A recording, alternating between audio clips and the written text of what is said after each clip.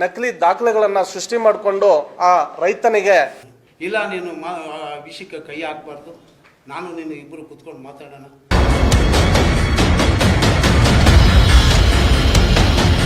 Document ಎಲ್ಲ ನಿಮ್ಗೆ submit ಮಾಡಿ ನೀವು ಈ ಥರ ಮಾಡಿದ್ದೀರಲ್ಲ ಸರ್.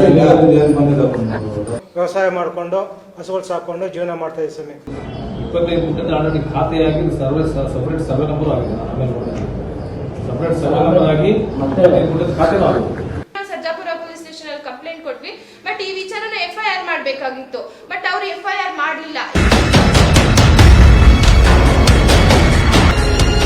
ನಮ್ ನಕಲಿ ದಾಖಲೆ ಅಂತ ನಾವು ಸೃಷ್ಟಿ ಮಾಡಿಲ್ಲ.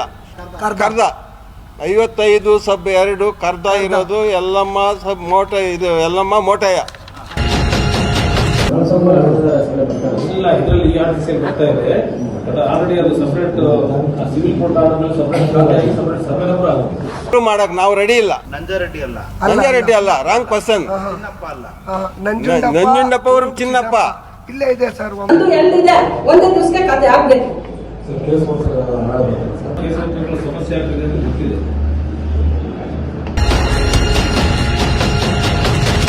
ಬೆಂಗಳೂರು ITBT ಸಿಟಿ ಬೆಂಗಳೂರು ದೇಶದಲ್ಲಿಯೇ ಅತಿ ವೇಗವಾಗಿ ಬೆಳೆಯುತ್ತಿರುವಂತಹ ನಗರಿಯಾಗಿದೆ. ಅದರಲ್ಲೂ ಕೂಡ ಬೆಂಗಳೂರು ಹೊರವಲಯದ ಆನೇಕಲ್ ತಾಲೂಕಿನಲ್ಲಿ ಇಲ್ಲಿ ನಕಲಿ ದಾಖಲೆಗಳನ್ನ ಸೃಷ್ಟಿಸಿ ಆಸ್ತಿ ಲಪಟಾಯಿಸುವಂತ ಗ್ಯಾಂಗ್ ಇದೆ. ಎಚ್ಚರ ಎಚ್ಚರ ಎಚ್ಚರ. ಸಾರ್ವಜನಿಕರೇ, ರೈತರೇ, ನಿಮ್ಮ ಜಮೀನಿಗೆ ನಕಲಿ ದಾಖಲೆಗಳನ್ನ ಸೃಷ್ಟಿಸಿ ಕಬ್ಜಾ ಮಾಡ್ತಾರೆ, ಹುಷಾರ್. ಇಂತಹ ಒಂದು ಗ್ಯಾಂಗ್ ಇಲ್ಲಿ ಈಗಾಗಲೇ ಕೆಲಸ ಮಾಡ್ತಾ ಇದೆ. ಅಂತಹ ಒಂದು ಅಮಾಯಕ ರೈತನ ಭೂಮಿಗೆ ಕೈ ಹಾಕಿದ್ದಂತಹ ಆ ಒಂದು ಗ್ಯಾಂಗ್ ಈಗ ನಗ್ನವಾಗಿದೆ. ಅದುವೇ ಆನೇಕಲ್ ತಾಲೂಕಿನ ಸರ್ಜಾಪುರ ಹೋಬಳಿಯ ಚಿಕ್ಕನೆಕ್ಕುಂದಿ ಗ್ರಾಮ. ಚಿಕ್ಕನೆಕ್ಕುಂದಿಯ ಸರ್ವೆ ನಂಬರ್ 55/2ರ 3 ಎಕರೆ 33 ಗುಂಟೆ ಜಮೀನನ್ನ ಹೊಡೆಯಲು ಒಂದು ಬಹುದೊಡ್ಡ ಸಂಚೆ ನಡೆದಿತ್ತು. ಈ ಒಂದು ಜಮೀನು ಅಸಲಿಯಾಗಿ ನಂಜುಂಡರೆಡ್ಡಿ ಬಿನ್ ನಡುಪಾರೆಡ್ಡಿ ಎಂಬುವರ ಹೆಸರಿನಲ್ಲಿತ್ತು. ಆದ್ರೆ ಯಾವಾಗ 90ರ ದಶಕದಲ್ಲಿ ಆ ಒಂದು ಕೈ ಬರಹದ ಪಾಣಿಗಳು ಯಾವಾಗ ಕಂಪ್ಯೂಟರೀಕರಣ ಆಗತ್ತೆ, ಅಲ್ಲಿ ನಡೆಯುವಂತ ಒಂದು ಸಣ್ಣ ತಪ್ಪನ್ನೇ ಈ ಒಂದು ಕಬ್ಜಾ ಗ್ಯಾಂಗ್ ಎನ್ಕ್ಯಾಶ್ ಮಾಡಿಕೊಳ್ಳಲು ಹೊರಟು ಆ ಅಮಾಯಕ ರೈತನಿಗೆ ಉಂಡೇನಾಮ ಹಾಕಲು ಎಲ್ಲ ರೀತಿಯಾದಂತಹ ತಯಾರಿಗಳನ್ನ ನಡೆಸಿತ್ತು. ಇದನ್ನ ನಿಮ್ಮ ಬ್ಲೂಮ್ ಟಿವಿ ಈಗಾಗಲೇ ಹಲವು ಬಾರಿ ಪ್ರಸಾರ ಮಾಡಿತ್ತು. ಇದು ಕಂದಾಯ ಇಲಾಖೆಯ ಅಧಿಕಾರಿಗಳ ಎಡವಟ್ಟಿನಿಂದ. ಹಾಗೆಯೇ ಈ ಕಂದಾಯ ಇಲಾಖೆಯಲ್ಲಿ ಒಂದಷ್ಟು ಅಪ್ರಾಮಾಣಿಕ ಅಧಿಕಾರಿಗಳು ಇರ್ತಾರೆ. ಹಾಗಾಗಿ ಈ ರೀತಿಯಾದಂತಹ ನಕಲಿ ದಾಖಲೆಗಳು ಸೃಷ್ಟಿಯಾಗುತ್ತೆ ಮತ್ತು ಅಮಾಯಕ ರೈತರಿಗೆ ಮೋಸ ಮಾಡ್ತಾರೆ ಅಂತೇಳಿ ಹೇಳಿದ್ವಿ.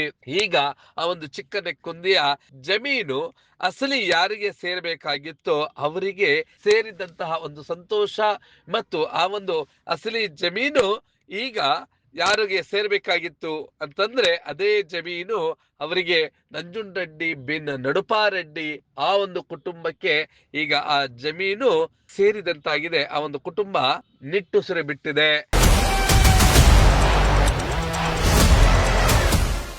ದಾಖಲೆ ಏನನ್ನು ಈಗ ಪ್ರಸ್ತುತ ಲಭ್ಯ ಇದೆಯೋ ಅದನ್ನು ನಾವು ಕೊಟ್ಟಿವಿ.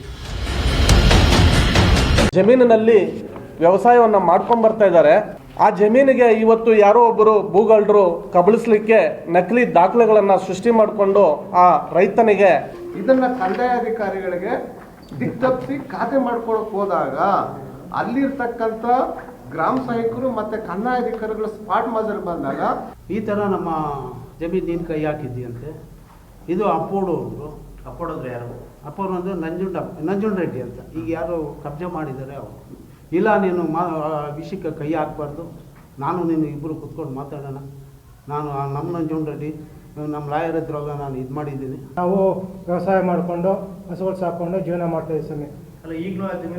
ನಾವೇ ಇದೀವಿ ಸ್ವಾಮಿ, ಈಗಲೂ ನಾವೇ ಇದೀವಿ ಸ್ವಾಮಿ. ಈಗ ಆ ಒಂದು ಜಮೀನಿಗೆ ಕೈ ತಪ್ಪು ಹೋಗ್ತಿದೆ ಅಂತ ತಿಳಿದ ಕ್ಷಣವೇ ಆ ಕಬ್ಜಾ ಗ್ಯಾಂಗ್ ವಿಶೇಷ ತಹಶೀಲ್ದಾರ್ ಕಚೇರಿಗೆ ಗೂಳಿಗಳಂತೆ ನುಗ್ತಾರೆ. ಹಾಗೆ ಅವರಿಗೆ ಧಮಕಿಗಳನ್ನ ಹಾಕಿ ನಾವು ನಿಮ್ಮ ಮೇಲೆ ಲೋಕಾಯುಕ್ತಕ್ಕೆ ಹೋಗ್ತೇವೆ, ಹಾಗೆ ನಿಮ್ಮ ಮೇಲೆ ದೂರು ಕೊಡ್ತೇವೆ ಎನ್ನುವಂತ ಧಮಕಿಗಳನ್ನ ಹಾಕಿದಂತಹ ಆ ಗ್ಯಾಂಗ್ ನ ಅಸಲಿಯತ್ ನಿಮ್ಮ ಬ್ಲೂಮ್ ಟಿವಿಯಲ್ಲಿ ಆ ಎಲ್ಲ ದೃಶ್ಯಗಳನ್ನ ನೋಡೋಣ ಬನ್ನಿ. ಸಬ್ಮಿಟ್ ಮಾಡಿ ನೀವು ಈ ತರ ಮಾಡಿದ್ದೀರಲ್ಲ ಸರ್.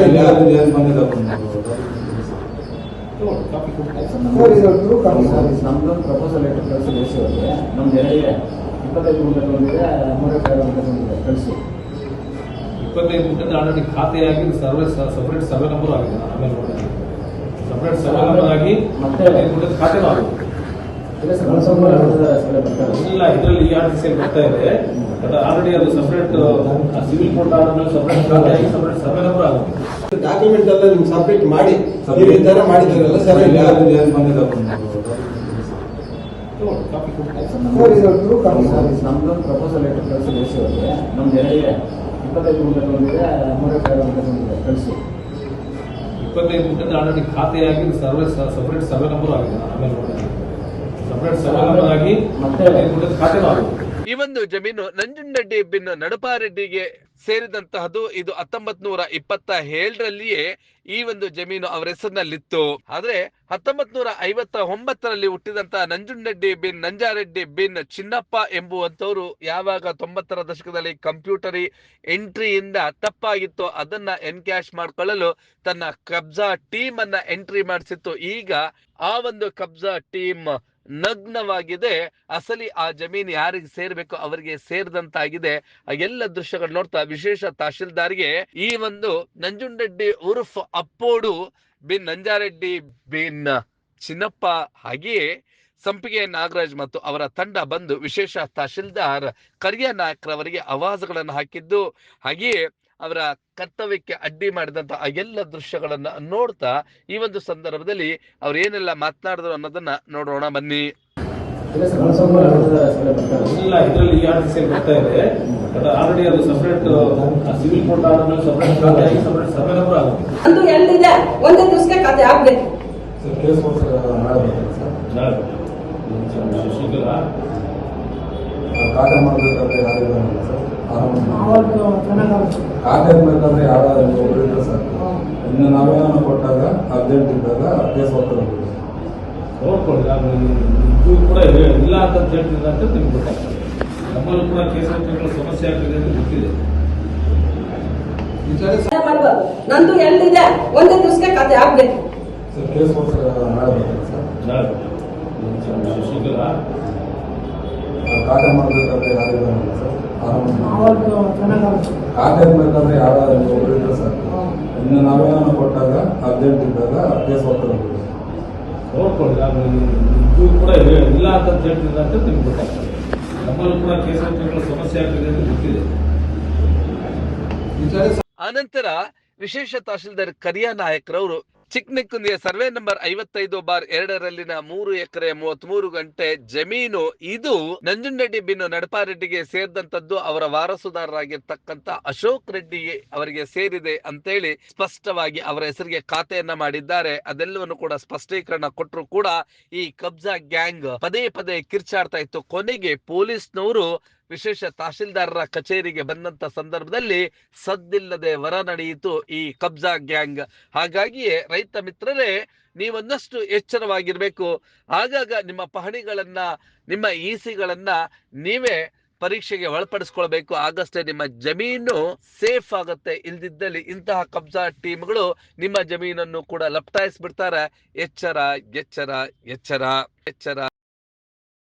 ನೀವು ಈ ಕೂಡ ಎಲ್ಲ ನಮ್ಮ ಚಾನಲ್ಗೆ ಸಬ್ಸ್ಕ್ರೈಬ್ ಆಗಿಲ್ಲ ಅಂದರೆ ಸಬ್ಸ್ಕ್ರೈಬ್ ಬಟನನ್ನು ಕ್ಲಿಕ್ ಮಾಡಿ, ಪಕ್ಕದಲ್ಲಿರೋ ಬೆಲ್ ಐಕನನ್ನು ಕ್ಲಿಕ್ ಮಾಡಿ. ನಾವು ಅಪ್ಲೋಡ್ ಮಾಡುವಂತಹ ವಿಡಿಯೋಸ್ ನಿಮಗೆ ನೋಟಿಫಿಕೇಶನ್ ಬರುತ್ತೆ.